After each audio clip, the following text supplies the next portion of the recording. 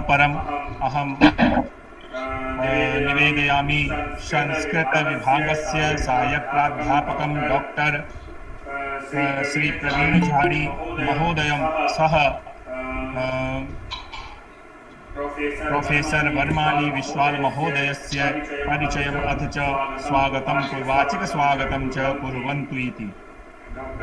Doctor Shri Praveen झाड़ी महोदय। अखंड मंडलाकारं व्याप्तमयेन चराचरं तत्पदं दर्शितमयेन तस्मै श्री गुरुवे नमः। अस्तुत्तरस्यां दिशि देवतात्मा हिमालयो नाम्नगाधिराजः पूर्वापरोतोयनिधि वगाय स्थिताः पृथिव्या इव मानदण्डः स्थिताः पृथिव्या इव मानदण्डाः। सर्वेभ्यो नमो नमः। शासकीय संस्कृत महाविद्यालय रायपुर पक्षतः आर्वाचीन संस्कृत साहित्यस्य अभिनवः आयामः इत्यस्मिन् विषये आयोजिते वेबिनारे विशिष्ट अतिथि रूपेण विराजन्ते परम सम्मान्याः परम विद्वांसाः परम वैयाकरणः प्रोफेसर वनमाली विश्वाला महोदयः। महोदयस्य स्वागतम् अभिनन्दनम्। अन्ये अस्यां गोष्ठ्याम् ऑनलाइन माध्यमेन ये विद्वांसाः ये प्राध्यापकाः ये छात्राः अंतर्जाली माध्यमेन अत्र आगतवन्तः तेषां सर्वेषां स्वागतम् अभिनन्दनं च। अस्तु अस्माकं पुरतः विशिष्ट अतिथिरूपेण विराजन्ते प्रोफेसर वनमाली विश्वाल महोदयाः। एते महाभागाः सम्प्रति केन्द्रीय संस्कृत विश्वविद्यालय नवदेहल्याम् अकादमिक अफेयर्स शैक्षणिक मामले इत्यस्य निर्देशकाः वर्तन्ते। एतेषां महाभागानां जन्मः उत्कल प्रान्तस्य ग्राम तेलिया पोस्ट हाट साई जिला याजपुरे अभवत्। एते महाभागाः बाल्यकालाद् एव कुशाग्र बुद्धि अतीव प्रतिभासम्पन्नाः। एभिः महाभागैः राष्ट्रीय संस्कृत संस्थानेन सांख्य योग विषयम् अधिकृत्य शास्त्री परीक्षा उत्तीर्णा कृता। आचार्योपाधि जगन्नाथ संस्कृत विद्यालयात् लब्धः। एभिः महाभागैः स्वकीय एमफिल पीएचडी च व्याकरणशास्त्रम् अधीत्य पुणे विश्वविद्यालयात् सम्प्राप्ते। एभिः महाभागैः अनेकानि काव्यानि विरचितानि। तेषु काव्येषु संस्कृत कविता संग्रह मध्ये वयं पश्यामः शङ्खमेनाभिरामः, व्यथाः, रिपुपुराणः, प्रियतमः। कविता संग्रह मध्ये एव अस्माकं पूर्ववक्ता डॉक्टर माधव हर्षदेव महोदय यस्य वर्णनं कृतवान् वेलेंटाइन डे सन्देशः इति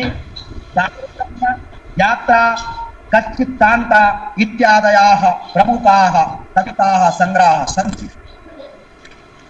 वयं पश्यामः संस्कृत कथा संग्रह मध्ये नीरसवनः, गोप्यः, जगन्नाथ चरितं, जिजीविषा, पुत्रेषणा। महोदयस्य वैशिष्ट्यमस्ति ओडिया कथा संग्रह अपि तत्र शकालर्, महु अनन्तरं लघुकथा संग्रहेषु जन्मान्धस्य स्वप्नः अनुदितं नाटकं, पत्रालयाः इत्यादयाः प्रमुखाः ग्रन्थाः सन्ति। स्ववैदुष्य प्रभावात् एतैः महाभागाः विभिन्न सम्मान विभूषिताः। वाणभट्ट पुरस्काराः, गोस्वामी गिरिधरलाल गद्य रचना पुरस्काराः, पंडितराज जगन्नाथ गद्य रचना पुरस्काराः, अखिल भारतीय मौलिक संस्कृत कथा रचना पुरस्काराः, अखिल भारतीय मौलिक संस्कृत लघु नाटक पुरस्काराः, भाऊराव देवरस युवा साहित्यकार पुरस्काराः लखनऊतः प्राप्तवन्तः।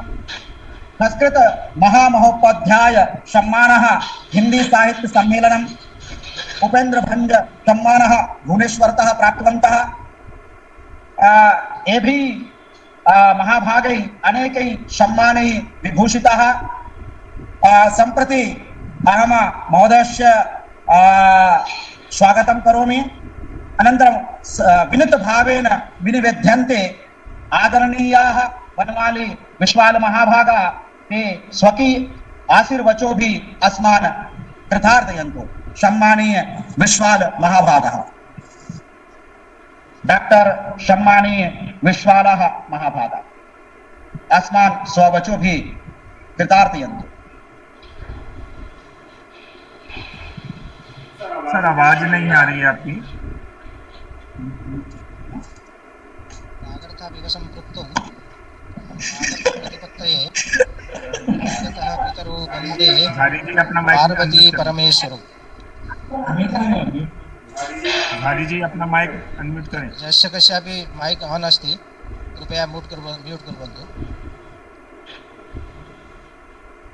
शासकीय दुधाधारी श्री राजे श्रीमहंत वैष्णवदास स्नातकोत्तर संस्कृत महाविद्यालय रायपुर छत्तीसगढ़ के आंतरिक गुणवत्ता प्रकोष्ठ समिति तथा संस्कृत साहित्य विभाग के द्वारा आयोजित आज की इस एक दिवसीय राष्ट्रीय अंतर्जालीय संगोष्ठी की संरक्षिका महाविद्यालय की प्राचार्य डॉक्टर राधा पांडेय जी, IQAC संयोजक डॉक्टर राजीव तिवारी जी, आयोजन सचिव डॉक्टर हेमंत शर्मा जी, संयोजक संस्कृत साहित्य विभाग के अध्यक्ष डॉक्टर राघवेंद्र शर्मा जी तथा परामर्श समिति एवं आयोजन समिति के अन्य सभी माननीय सदस्य। मेरे पूर्व वक्ता आधुनिक संस्कृत साहित्य के प्रतिष्ठित प्रयोगशील कवि डॉक्टर हर्षदेव माधव जी तथा मेरे परवर्ती वक्ता जो सरस्वतातिथि रूप में आने वाले हैं डॉक्टर बालकृष्ण शर्मा जी, उन सबका मैं हार्दिक स्वागत एवं अभिनंदन करता हूं। इस राष्ट्रीय अंतर्जालीय संगोष्ठी में अनुप्रणाली से जुड़े सभी विद्वज्जन, शोधार्थी एवं अन्य छात्र बंधुओं का हार्दिक स्वागत एवं अभिनंदन करता हूँ। इस सत्र में व्याख्यान के लिए मुझे जो विषय दिया गया है वो है अर्वाचीन संस्कृत गद्य साहित्य के अभिनव प्रयोग एवं अभिनव आयाम। विषय अत्यंत व्यापक है, अतः बिना किसी विशेष भूमिका की एक ही वाक्य में सभी आयोजकों को फिर एक बार धन्यवाद देते हुए मैं अपना वक्तव्य प्रस्तुत करना चाहूँगा। अच्छा, मैंने पाठ देखा तो हर वाक्य कृपया जो बात कर रहे हैं अपना म्यूट कर लें और बात करें। आपका माइक चालू है। म्यूट करके आप बात कर सकते हैं जो भी बात कर रहे हैं। हर्षदेव माधव सर, आपका माइक चालू है, उसको बंद कर लेंगे।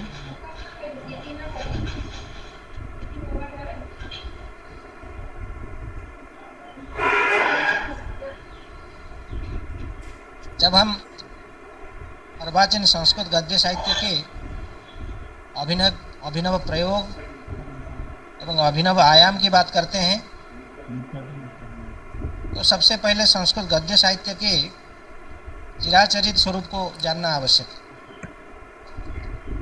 अर्थात संस्कृत गद्य साहित्य का मूल या प्राचीन स्वरूप क्या है, यह जाने बिना हम आज के संस्कृत गद्य साहित्य के अभिनव आयाम को ठीक से समझ या समझा नहीं पाएंगे।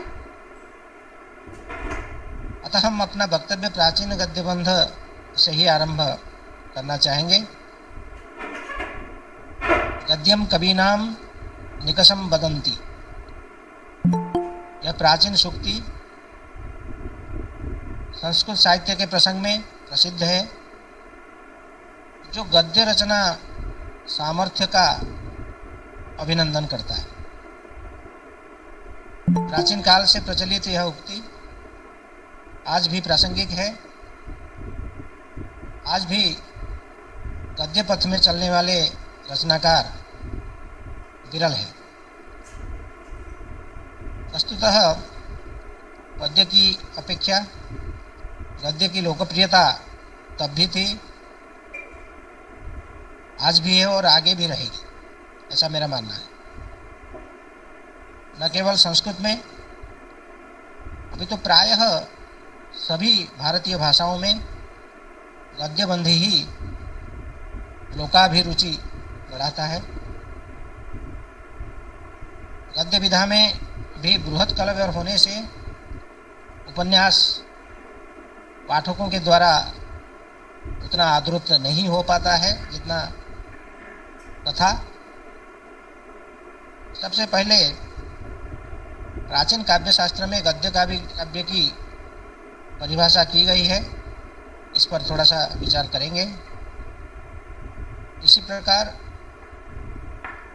वहाँ गद्य काव्य के भेद उपभेद के बारे में भी बताया गया है, उस पर भी थोड़ा सा दृष्टिपात करेंगे। गद्य शब्द गद व्यक्तायाम वाची धातु से यत प्रत्यय के योग से निष्पन्न है।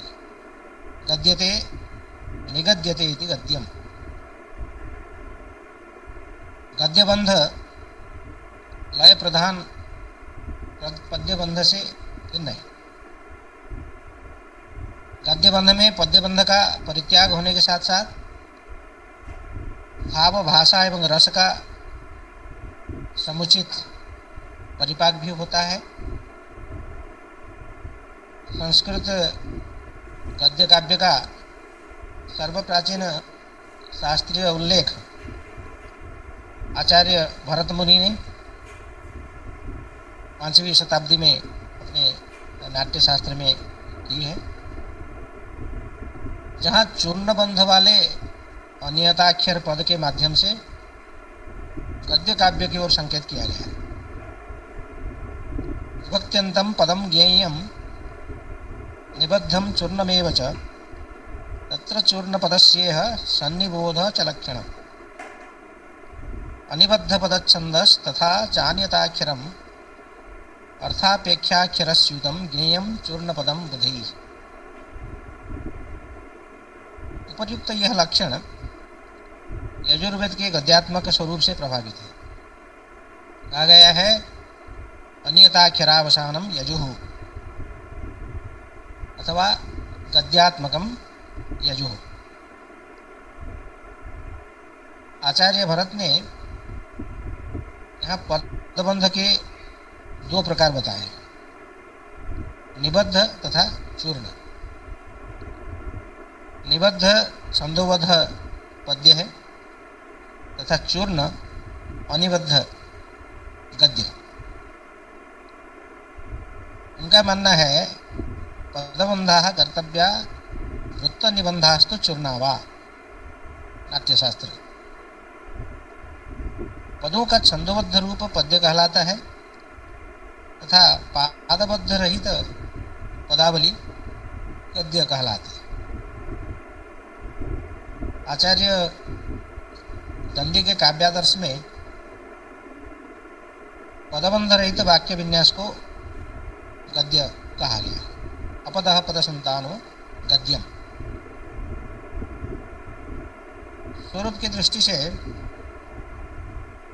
अग्नि पुराण में गद्य के 3 भेदों का लक्षण सहित वर्णन किया गया।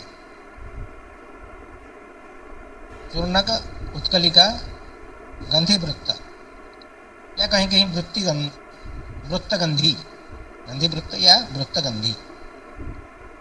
उपदः पदसंतानो गद्यम तदपि गद्यते चूर्णकोत्कलिका गंधे वृत्तभेदात् त्रिरूपकम् अल्पाल्प विग्रहं नाति मृदु संदर्भ निर्भरम चूर्णकं च नामो दीर्घ समासोत्कलिका भवेत आदि। ये अग्निपुराण का प्रकारांतर से गद्य के वृत्त गंधोचित, वृत्त गंधी और चूर्णक ये भेद भी प्रसिद्ध है।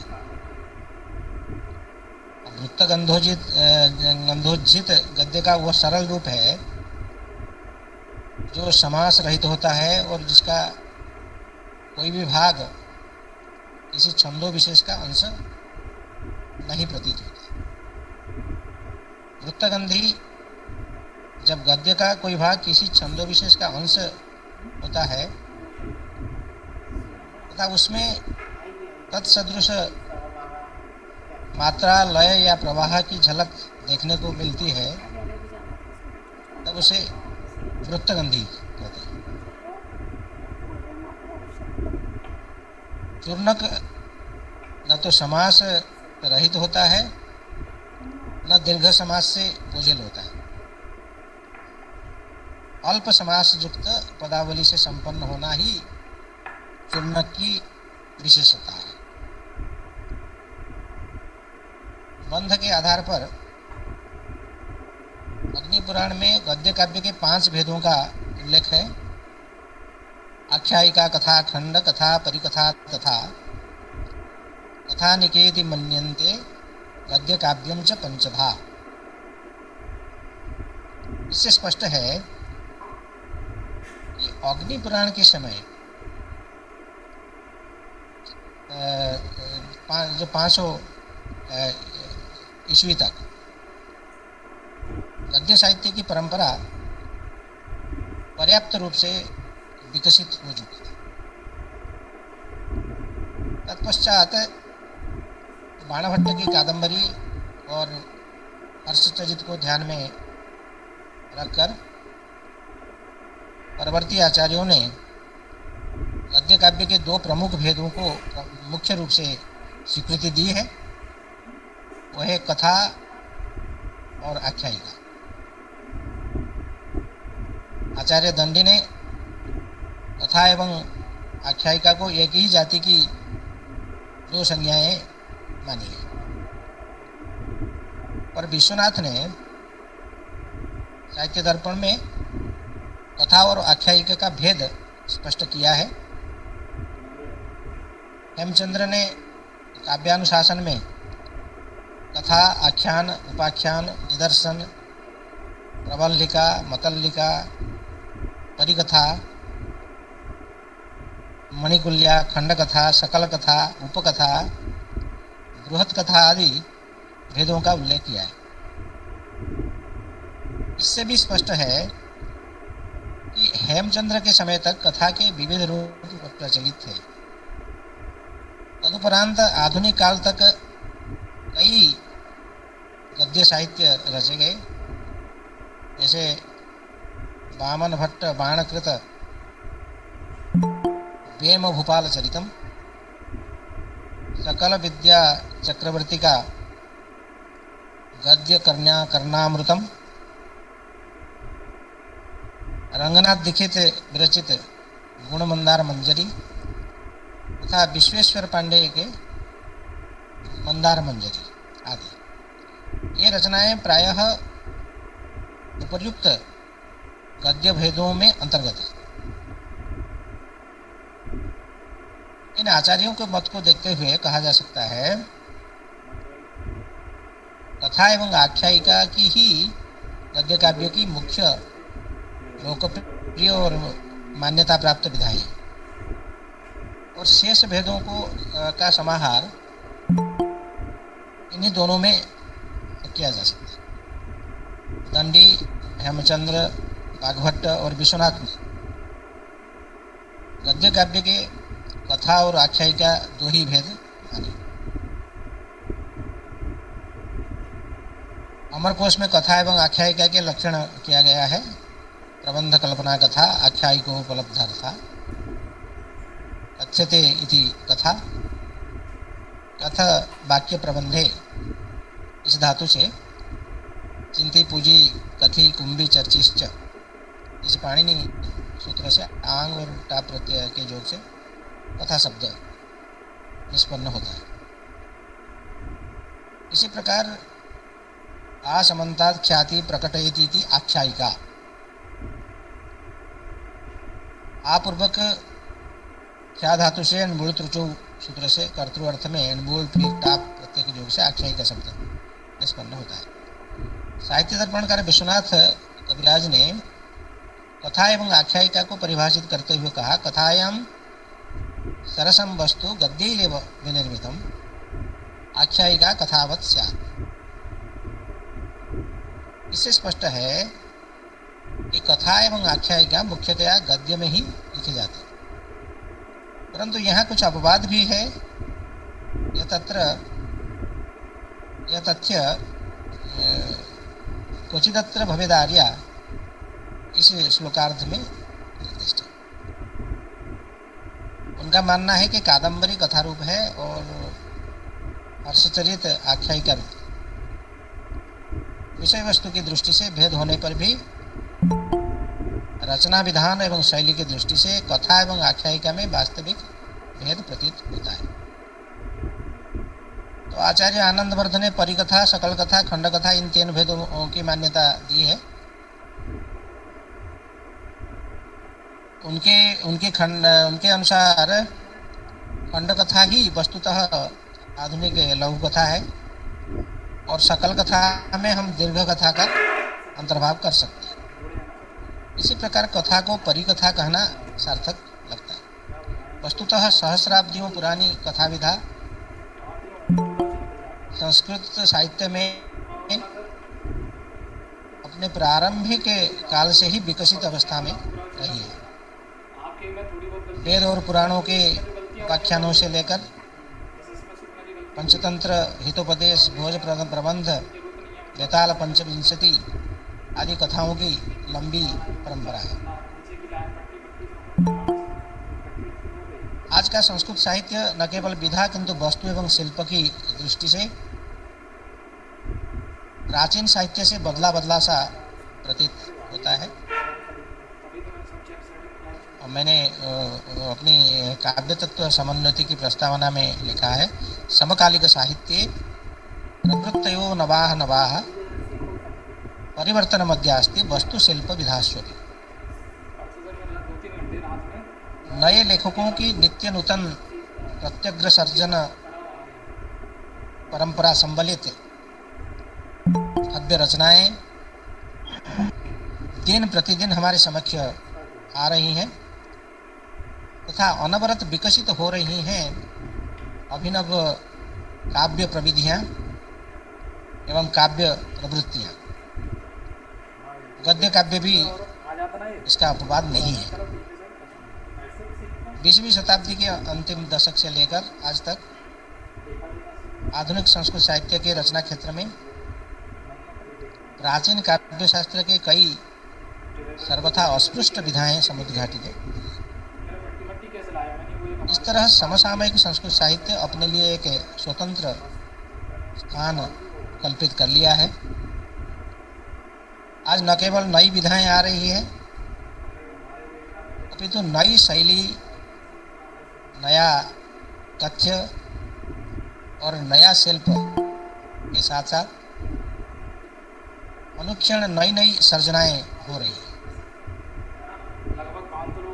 आधुनिक परिवेश के जीवनानुभव के आधार पर विरचित ये विपुल साहित्य, गद्य साहित्य विशेषकर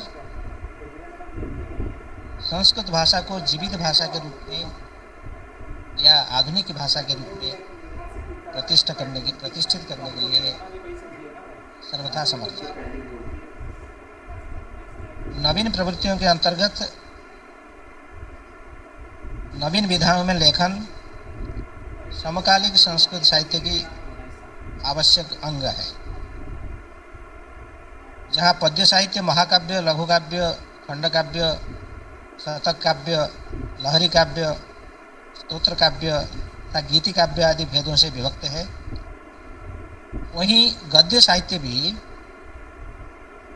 नैसर्गिक वस्तु एवं शिल्प के आधार पर उपन्यास, कथा, लघु कथा, स्पश कथा, उपकथा, व्यंग्य कथा, ललित कथा, ललित निबंध, यात्रा वृत्त, पत्र साहित्य, जीवन वृत्त, आत्मकथा, दैनंदिनी या डायरी विधा, हास्य विनोद कणिका तथा पत्रकारिता आदि से समृद्ध है। अपने काव्य तत्व समन्विति की प्रस्तावना में हमने गद्य विधाओं का एक नामतः परिचय कराया है। उपन्यासः प्रसिद्धोस्ति, गद्य काव्ये विशेषतः कथाः बहुविधाः सन्ति, दीर्घ लघु स्पशा विधाः, उत्कथा च कथा व्यंग्या, ललितात्मकथा पुनः, यात्रा वृत्तं निबन्धश्च पत्र साहित्यमेव च, जीवनचरितं ख्यातं ख्याता दैनन्दिनी पुनः, पत्रकारितया हास्य कणिका विनोदात्मिका, अनुदितं च साहित्यं विधा शून्यतमं मतम्, अंगत्वं गद्य साहित्ये भजति पत्रकारिता। समकालीन संस्कृत लेखन में गद्य की अपेक्षा पद्य को अधिक महत्व दिया गया है, जबकि अन्य भारतीय भाषाओं में गद्य को पर 20वीं शताब्दी के उत्तरार्ध में गद्य लेखन के प्रति संस्कृत लेखकों का अधिक ही रुझान रहा है। बांग्ला आदि अनेक भाषाओं के साहित्य का संस्कृत गद्य में अनुवाद हुआ और उसकी पृष्ठभूमि को बल मिला। गद्य में मौलिक उपन्यास और लघु कथा लेखन की प्रवृत्ति निरंतर बढ़ती गई। आधुनिक संस्कृत गद्य साहित्य की विशेषताओं में भाषा शैली भी महत्वपूर्ण है। अद्यतनीय गद्य की भाषा में व्याकरण का अतिरिक्त भार नहीं है। आज की भाषा आलंकारिक आवरणों से बाहर आ गई है और अनावश्यक संधि एवं दीर्घ समासों का बोझ आज साहित्य में, गद्य साहित्य में देखने को नहीं मिलता।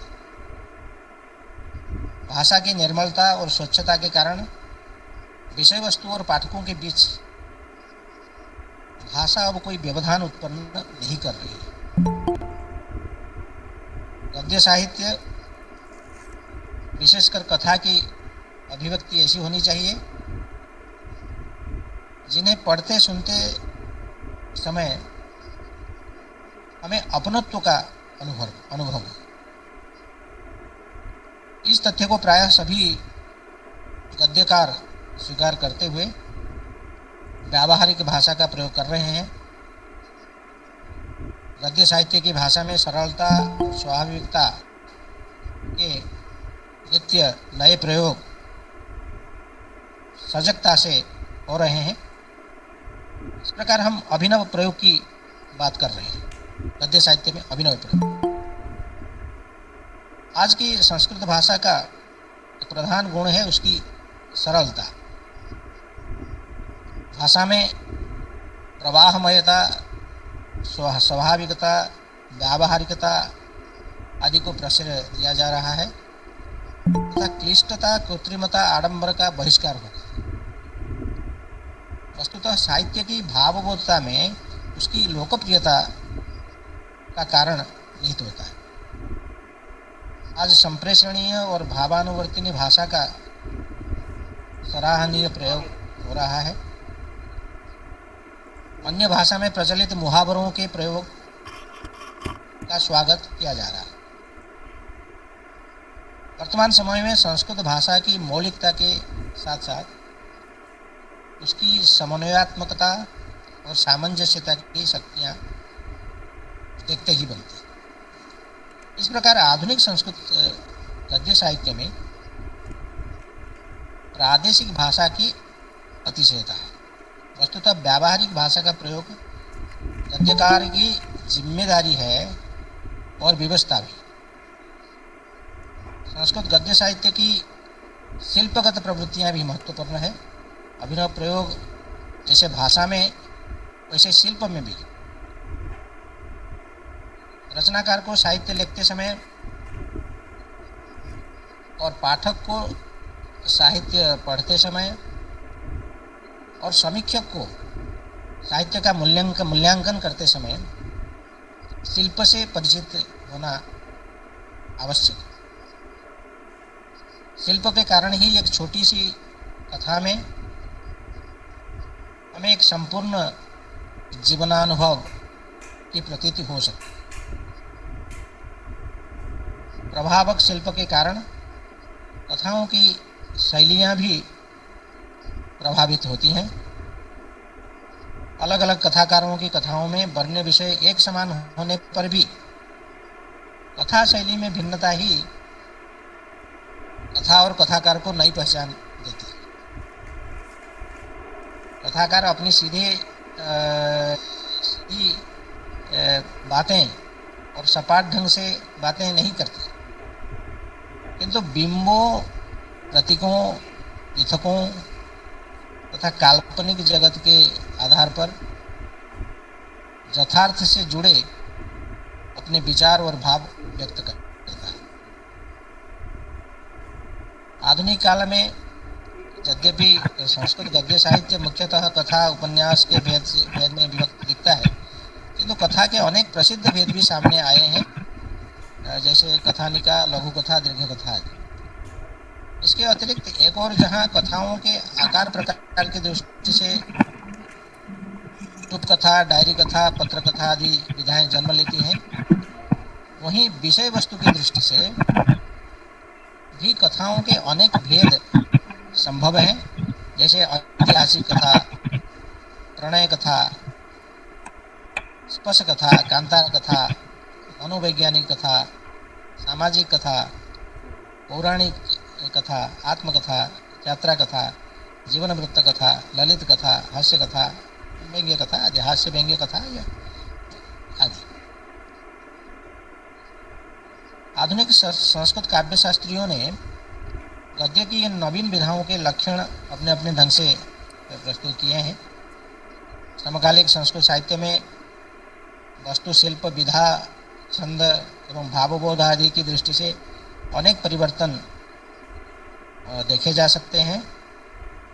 इन परिवर्तनों की समीक्षा प्राचीन काव्यशास्त्र के आधार पर करना उचित नहीं है, क्योंकि प्राचीन काव्यशास्त्र अपने समय तक उपलब्ध रचनाओं के आधार पर लिखे गए थे। अतः वर्तमान परिप्रेक्ष्य में समकालिक संस्कृत साहित्य के अनुरूप आधुनिक काव्यशास्त्रों की रचना भी उतना आवश्यक है जितना समकालिक संस्कृत साहित्य का सर्जन। अनेक आधुनिक संस्कृत काव्यशास्त्र लिखे गए हैं, आप लोग परिचित हैं। स्वयं हर्षदेव माधव जी ने भी एक आधुनिक काव्यशास्त्र लिखा है, बागेश्वरी कंठसूत्रम। हमने भी एक प्रयास किया है काव्य तत्व समन्विति के रूप में, जिसका हम कई विधाओं की परिभाषा का क्रम में उल्लेख करना चाहेंगे। अब उपन्यास एक प्रसिद्ध विधा है, यद्यपि आधुनिक युग का देन है ये शब्द, फिर भी ये आज बहुत आधुनिक विषय नहीं है।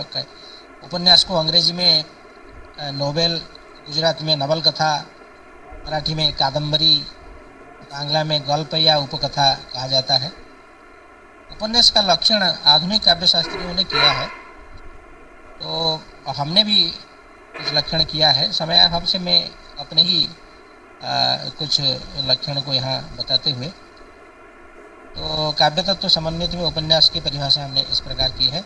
अर्वाचिनस्तु कालोयम नवकाव्य प्रसंगतः काव्य वैभव संभारी स्वर्णिमो युगो उच्यते। गद्य साहित्य वैशिष्ट्यम युगेस्मिन् सुप्रतिष्ठितम् उपन्यास विधाचात्र नवीना कल्पनामता। उपन्यासश्च कोशेषु वाक्योपक्रम उच्यते, न काम्य शाब्दिकार्थोऽत्र पारिभाषिक इष्यते। उपन्यासः प्रसंगेऽस्मिन् योगरूढो भवेत् क्वचित्, प्रवर्तते न काव्यं च वाक्योपक्रममन्तरा। पद्ये यथा महाकाव्ये पूर्णवस्तुविवेचनम्, उपन्यासात्मके गद्ये पूर्णवस्तुविचित्रणम्। अवसरो महांस्तत्र वर्णनार्थं च वर्तते। कविः स्वः कल्पनाभ्योऽत्र स्वरूपं दातुमर्हति। चित्तानुकर्षणी भाषा गद्यशिल्पं जुगोचितं, शब्दाडम्बरराहित्यं गद्ये साम्प्रतिके पुनः। तथा च बाणभट्टस्य कादम्बरी तु मन्यते उपन्यासविधायास्तु पुरातनं रूपं क्वचित्। उपन्यासो विशालोऽस्ति लघुभूता कथा मता, उपन्यासो यथार्थेन चाख्यायिकी पुरातनी। जो आख्यायिका है प्राचीन काव्यशास्त्रों में, वही उपन्यास है कहने का। उपन्यासो यथार्थेन चाख्यायिका पुरातनी, अंबिका दत्तवर्यस्य व्यासस्य रचना न वा, विजयः शिवराजस्य चोपन्यासोस्ति संस्कृते। वो प्रथम उपन्यास मानते हैं संस्कृत में अंबिका दत्त व्यास की शिवराज विजय को। मथुरानाथ भट्टस्य चादर्श रमणी पुनः, उपन्यासो नवीनोस्ति साहित्ये समकालिके। और इसके बाद तो अनेक आधुनिक संस्कृत उपन्यास लिखे गए हैं। ये सबकी चर्चा हम यहाँ नहीं कर पाएंगे क्योंकि और भी विधाओं के बारे में हमें बात करनी है। तो कथा की चर्चा करने से पहले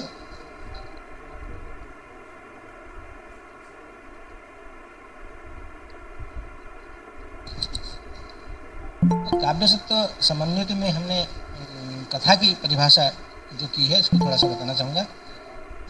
प्राचीनानु प्राचीना तो कथैवास्ति विधापि नवीनामता, कथधातोश्च निष्पन्ना प्रबंधकल्पना कथा। प्रबन्धस्याभिधेयस्य कल्पना च कथामता, प्रबन्धेन कल्पनापि कथा भवितुमर्हति। बहुवनृता कथैव स्यात् स्तोकसत्या भवेत् पुनः, आख्यायिका प्रसिद्धास्ति सा च परम्पराश्रिता। कथाया बहुभेदास्तु चाधुनिके युगे मताः, लघुतरा काचित् लघुतमा काचित् पुनः। उपन्यासस्य दृष्ट्या तो लघुभूता कथा मता, जीवनस्यैकदेशस्तु निरूपितो भवेत्। कथा में जीवन का एक देश का निरूपण होता है, ऐसे काव्यशास्त्रियों ने भी बताया है। स्वदेश्यम रचिता चैषा लोकाभ्युदयकारिणी, चरित्र चित्रणं चात्र कथा संवर्धकं मत। शिल्प प्रतीक बिंबेश्च निबद्धेयं कथा क्वचिते, लघुदीर्घ स्वरूपं च साहित्ये समकालिके। कथायां घटनावृत्तं सविस्तारं च वर्ण्यते, चरित्राणां विकासेऽत्र स्थानं पर्याप्तमिष्यति। उपन्यासांशभूतायां चारुगद्यचमत्कृतिः, भूमिका नैकपात्राणां कथा विस्तार सर्जनी। अनेक पात्रों की भूमिका यहाँ नहीं हो सकती है, जैसे उपन्यास में होता है ऐसा कथा में हम नहीं करते। अभिराज राजेंद्र मिश्र जी ने अभिराज यशोभूषणम में कथा के 3 प्रमुख भेदों का उल्लेख किया है। कथानिका फिक्शन, लघु कथा शॉर्ट स्टोरी तथा दीर्घ कथा लार्ज स्टोरी, जो बड़ी कथा है, दीर्घ कथा है। उन्होंने इन सब भेदों का स्पष्ट विवेचन करते हुए इन्हें सम्यक रूप से परिभाषित भी किया है।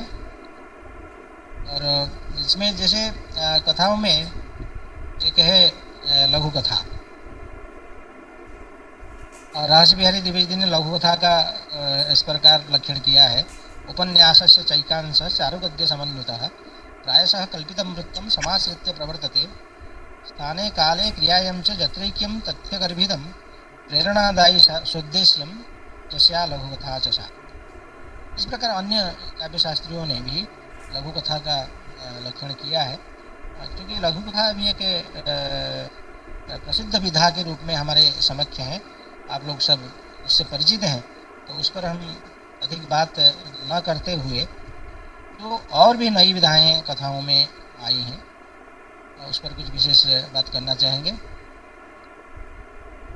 सफल कथा में वस्तु को ऐसे क्रम में प्रस्तुत किया जाता है कि कथानक में निहित सभी प्रभाव, परिणाम या कथा लक्ष्य की प्राप्ति के पूर्व बुद्धिमूलक ढंग से संयोजित होकर उसके सहायक बन जाते हैं।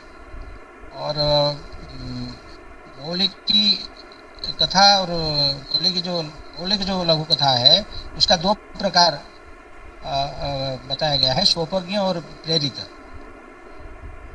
सोपज्ञ कथाओं में रचना, भावना, कल्पना सब कुछ मौलिक होता है, किंतु प्रेरित कथाओं में रचना यद्यपि मौलिक है तथापि भावना किसी अन्य रचना से प्रभावित दिखती है, इसलिए इसको प्रेरित कथा कहा जाता है। और लघु कथा संग्रह आप लोग बहुत जानते हैं, चाहे सोपज्ञ हो चाहे प्रेरित कथा हो, इसमें हम अधिक समय न लेते हुए इस प्रकार दीर्घ कथा, आचार्य राजेंद्र मिश्र ने दीर्घ कथा विधा को कथानिका वो उपन्यास के मध्य की कोटि में माना है। तो दीर्घ कथा वो है जो कथानिका और उपन्यास के मध्य की एक कोटि होगी, ये दीर्घ कथा है। तो एक जो नई विधा और आई है कथा में वो है टुप कथा।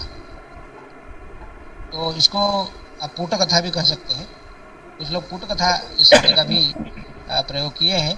तो पूट मतलब होता है पृष्ठ, जो एक पृष्ठ या आधे पृष्ठ में जो कथा लिखी जाती है उसको पूट कथा। और टुप कथा भी संक्षिप्त अर्थ का बोधक है। तो क्योंकि एक टिप टुप टीका मीमांसा में प्रसिद्ध है, तो संक्षिप्त होने के कारण उस टीका को टुप टीका कही जाती है। तो टुप जो है संक्षिप्त अर्थ का बोधक है। और एक टुप कथा विशेषांक प्रकाशित हुआ था संभाषण संदेश में। तो इस शब्द का प्रथम प्रयोग संभाषण संदेश के जो संपादक उस समय रहे हैं HR विश्वास जी ने किया था। टुप कथा की प्रमुख विशेषता उसके नाम के अनुसार संक्षिप्त ही है। हमने काव्य तत्व समन्वित में टुप कथा की परिभाषा इस प्रकार की है।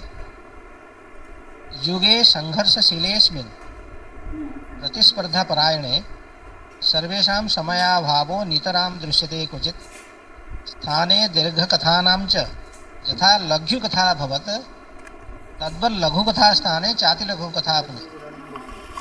अब कथा के स्थान पर लघुकथा संक्षिप्त छोटी होने के कारण आदृत हुई, फिर इसके बाद लोगों के पास समयाभाव जब हुआ फिर टुप कथा जो अति लघु कथा है उसी को हम टुप कथा कहें।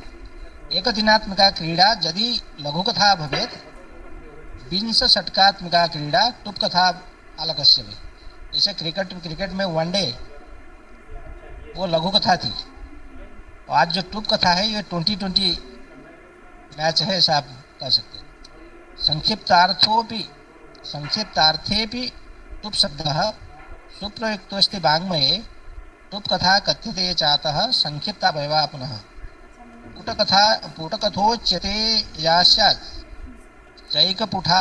चैकपुटात्मिका कथा पुटकथा क्वचित् तत्र टुप कथार्थे प्रयुज्यते। अब ये कुछ लोग टुप कथा को भी पुट कथा कहते हैं, कुछ लोग पुट कथा को भी टुप कथा कहते हैं। कि दोनों में समानता ये है, ये भी एक पृष्ठ में और आधे पृष्ठ में वो कथा आ जाती है और पुट कथा भी ऐसी ही आ जाती है। तो इसलिए दोनों को आप समान मान सकते हैं। और एक विधा है डायरी विधा, दैनंदिनी कथा जिसको कहते हैं। आधुनिक संस्कृत गद्य साहित्य में दैनंदिनी कथा विधा को भी स्वीकृति मिली है। डायरी विधा गद्य काव्य में आत्मकथा का ही एक परिवर्तित रूप है। तो डायरी में हम आत्मकथा लिखते हैं, वही जो संस्कृत में जब हम डायरी लिखते हैं और थोड़ा सा साहित्यिक स्वरूप उसमें दिखता है तो वो दैनंदिनी कथा होता है। डायरी के लिए दैनिकी, दैनंदिनी आदि पर्याय शब्द का भी प्रयोग होता है। तो हमने काव्य तत्व समन्विति में दैनंदिनी कथा की परिभाषा इस प्रकार की है। संस्कृत गद्य साहित्ये च आधुनिके युगे पुनः दैनंदिनी विधा काचित् नवीना च विधा मता।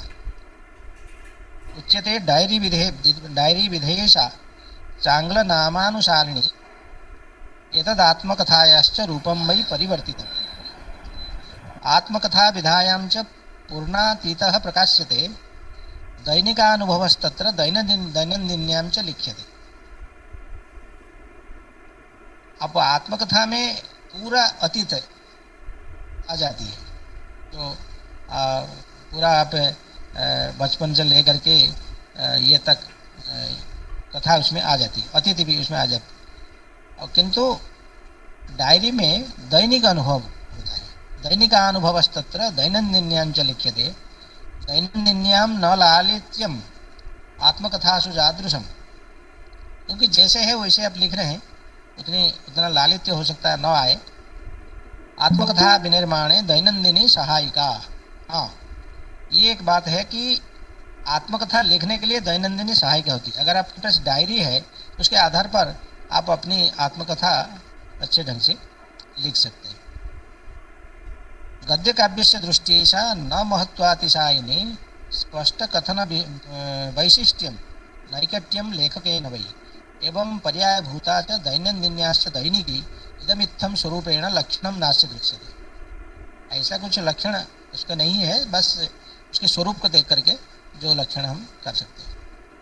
कैश्चित् पुस्तक रूपेण प्रकाश्यते च दैनिकी महादेवस्य तत्र भागत्रये प्रकाशितम् उचित साहित्यिकं रूपं दैनंदिन्याश्च दृश्यते मुको रामगिरिर्भूत्वा जथा हर्षदेवस्य भी। ये हर्षदेव माधव की एक डायरी विधा का पुस्तक राष्ट्रीय संस्कृत संस्थान हमारे केंद्रीय संस्कृत विश्वविद्यालय से छपी है, मुको रामगिरिर्भूत्वा।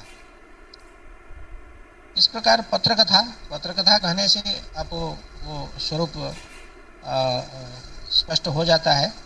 मैं उस पर विस्तार से न कहते हुए केवल लक्षण के रूप में, परिभाषा के रूप में हमने काव्य समन्वय में जो किया है उसको बताता हूँ। विदुषा लिख्यते पत्रम लेखकेन अथ केनचित् तस्य साहित्यिकं रूपं भवेत् तत्र प्रकाशितं। पद्येन लिखितं पत्रं पत्रकाव्यं यदुच्यते गद्य विनिर्मितं तच्च पत्रकथा निगद्यते। अब वही अगर पद्य में है तो पत्रकाव्य है, कथा रूप में है, गद्य में है तो पत्रकथा है।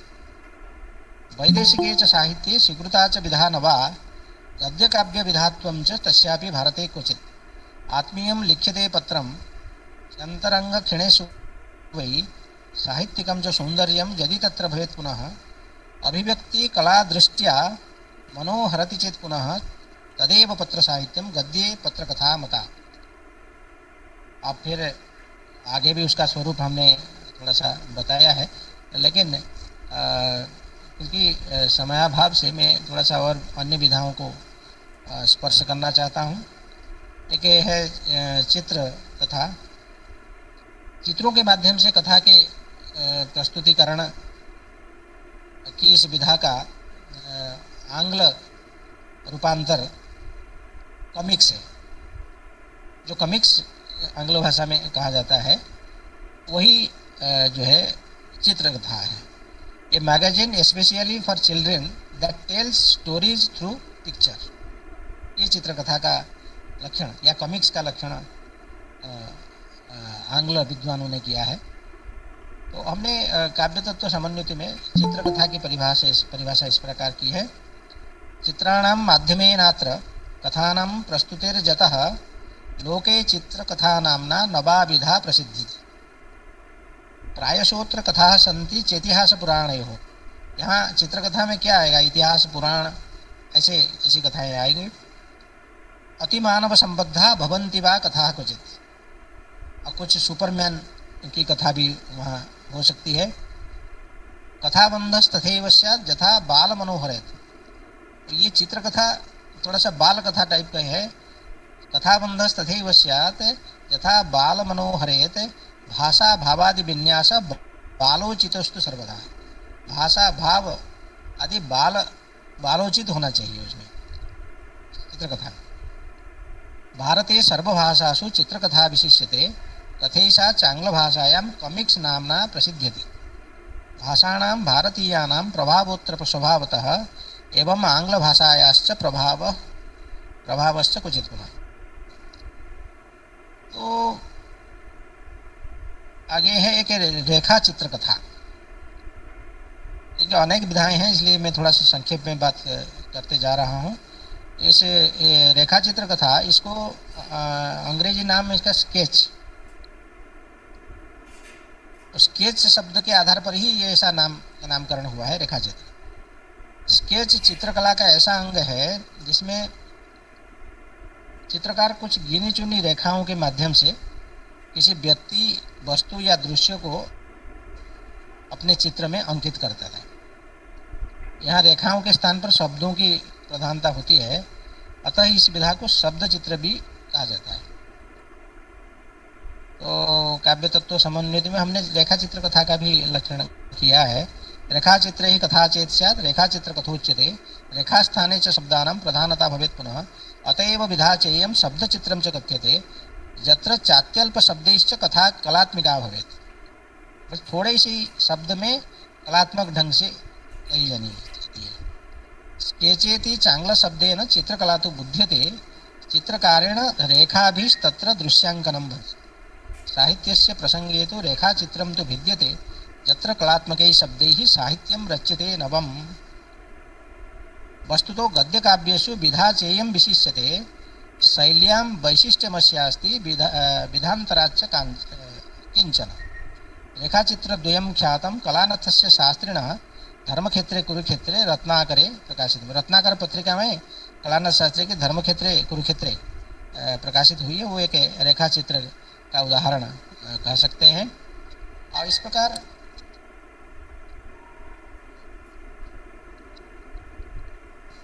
अब 2-3 विधाओं के बारे में बात करते हुए मैं अपने वाणी को संहार करूँगा। जैसे स्पर्श कथा है, आंग्ल भाषा में जो डिटेक्टिव स्टोरी है वो हिंदी भाषा में जासूसी कहानी के रूप में प्रसिद्ध है, उसी का संस्कृत में स्पर्श कथा के रूप में व्यवहार होता है। इस विधा के लिए संस्कृत में कहीं अपराध साहित्य तो कहीं परिशोधनात्मक साहित्य का भी प्रयोग हुआ है। वस्तुतः इस स्पर्श कथा शब्द का भी प्रयोग सर्वप्रथम संभाषण संदेश में, संभाषण संदेश के जो संपादक हैं उन्होंने एक संभाषण ये स्पर्श कथा विशेषांक भी वहाँ प्रकाशित किए हैं। स्पर्श कथा लेखन परंपरा भारत में यूरोपीय साहित्य के प्रभाव से हुआ है, इसमें कोई संदेह नहीं है। तो हमारे हत्याकारी कह एक कथा संग्रह जो नारायण दास जी के वो प्रकाशित हुआ है। वो स्पर्श कथा संग्रह जो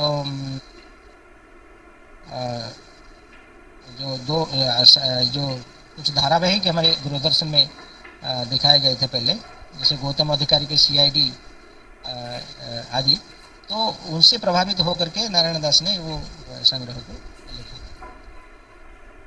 इस प्रकार एक त्रासद कथा एक नई विधा के है। अंग्रेजी में जैसे हॉरर स्टोरी अंग्रेजी में प्रसिद्ध है, उसे संस्कृत में हम त्रासद कथा के रूप में जानते हैं। इसकी परिभाषा हमने काव्य तत्व समन्विति में इस प्रकार किया है।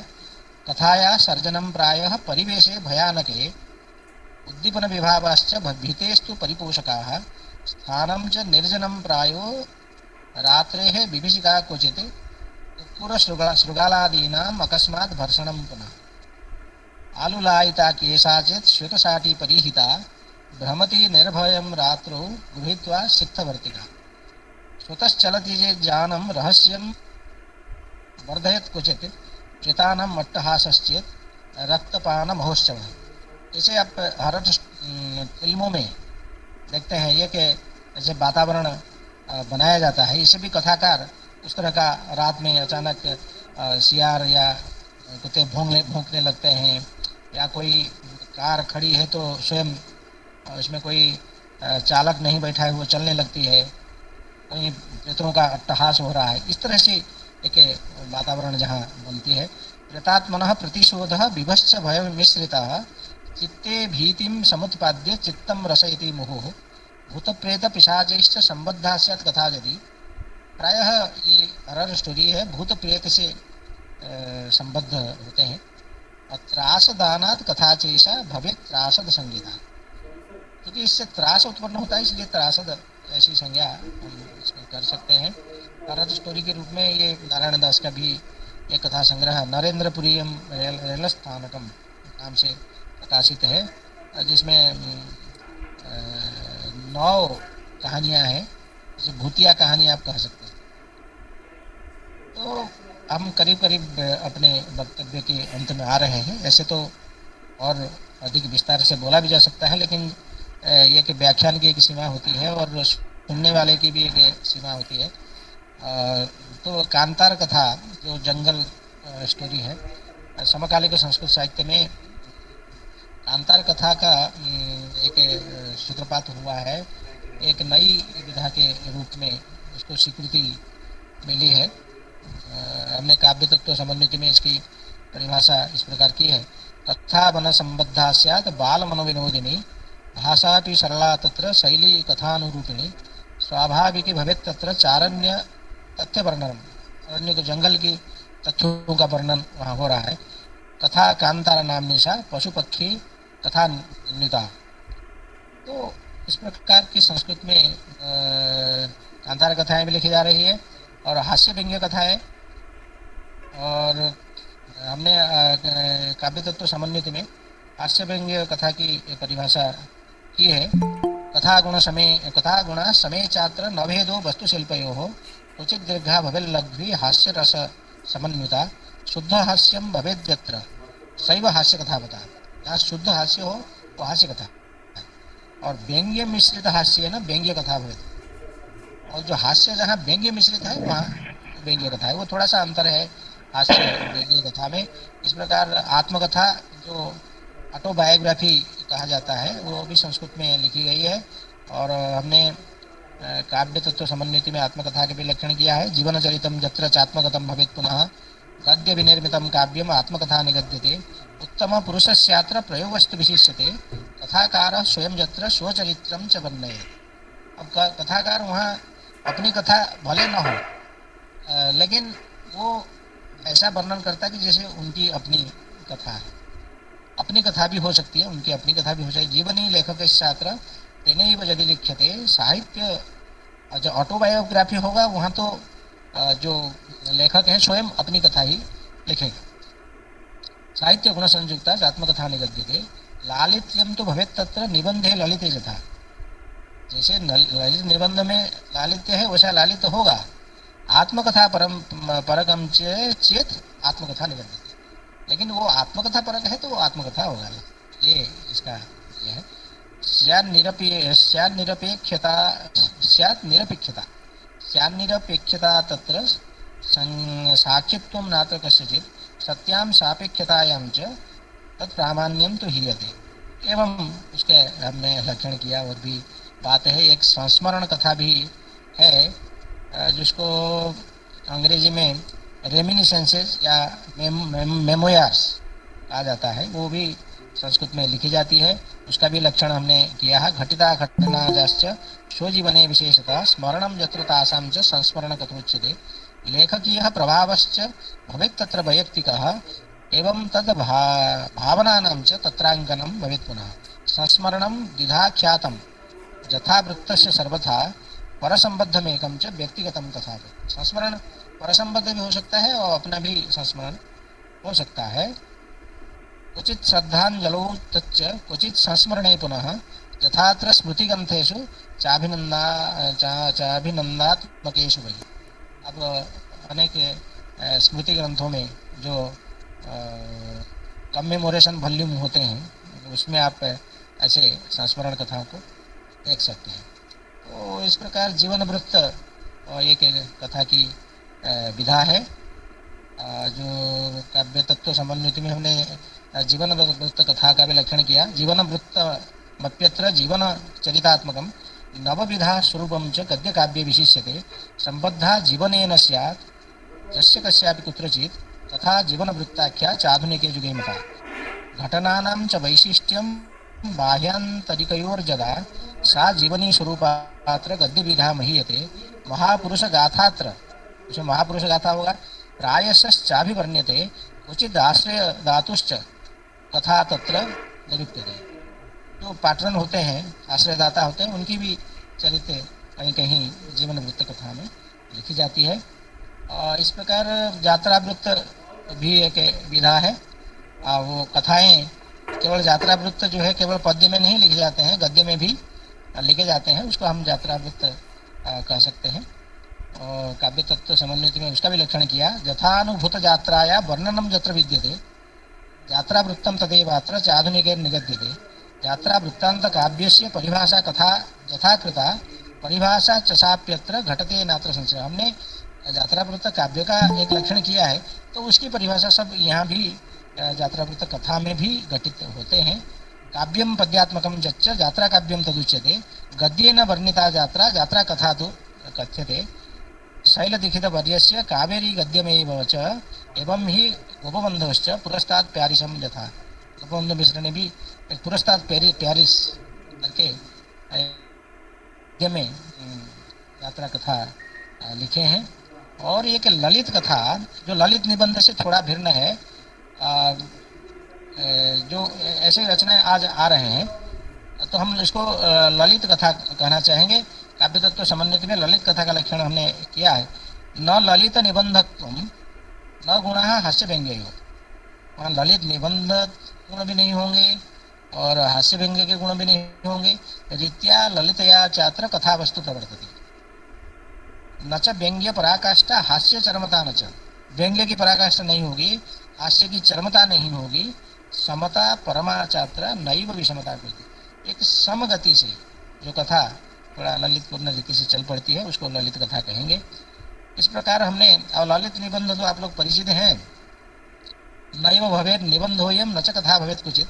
कथा निबंधेर मध्य सेतुभूता विधापना। तो निबंध भी नहीं है, कथा भी नहीं है, लेकिन कथा और निबंध के बीच के विधा है, ऐसा आप मान सकते हैं। तथ्यात्मको भवेन्नूनम न निरसो निबंधवत् भाषा च ललिता चात्र शैल्यपि ललिता पुनः। रोचकता भवेत् तत्र संप्रेषणीयता तथा। लेकिन उस निबंध में रोचकता और संप्रेषणीयता होना आवश्यक है। कथा वस्तु विहीनोपि कथावत् सरसा कुछ। ललित निबंध में कोई कथा वस्तु नहीं होती, लेकिन वो कथा की जैसे सरसता उसमें होती है, इसको ललित निबंध कहते हैं। इस प्रकार हमने प्रायः सभी गद्य विधाओं को यहाँ समेटने का प्रयास किया, क्योंकि समय अधिक हो गया है, इसलिए हम अपनी वाणी को यहीं विराम देना चाहते हैं। आप लोगों ने सभी मुझे धैर्यपूर्वक सुना है, इसलिए आप सभी का हृदय से आभार व्यक्त करता हूँ और आयोजकों को धन्यवाद देते हुए मैं अपनी वाणी को विराम देता हूँ। धन्यवाद। धन्यवाद सर, आपने यजुर्वेद से यह कथा की परंपरा को और वर्तमान काल तक और उसकी अनेक विधाओं से हमें परिचय कराया। ये बहुत ही गूढ़ है और ये तो ऐसा लगता है जैसे स्वयं थीसिस का ही विषय हो जाए, पूरी इस पर थीसिस लिखी जा सकती है। सर का बहुत बहुत धन्यवाद। अतः परम